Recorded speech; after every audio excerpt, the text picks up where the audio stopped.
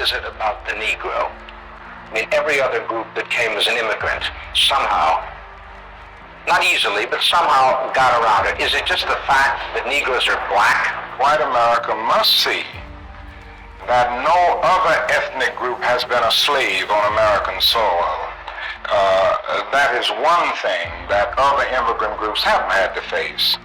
The other thing is that the color became a stigma. American society made the Negro's color a stigma. America freed the slaves in 1863 through the Emancipation Proclamation of Abraham Lincoln, but gave the slaves no land or nothing in reality, and as a matter of fact, to get started on. At the same time, America was giving away millions of acres of land in the West and the Midwest, which meant that there was a willingness to give the white peasants from Europe an economic base.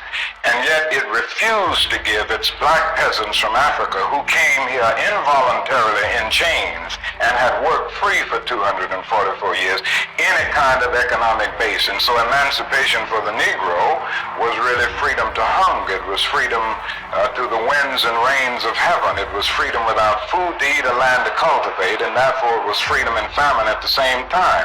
And when white Americans tell the Negro to lift himself by his own bootstraps, they don't look over the legacy of slavery and segregation. I believe we ought to do all we can and seek to lift ourselves by our own bootstraps, but it's a cruel jest to say to a bootless man that he ought to lift himself by his own bootstraps. And many Negroes, by the thousands and millions, have been left bootless as a result of all of these years of oppression and as a result of a society that deliberately made his color a stigma and something worthless and degrading.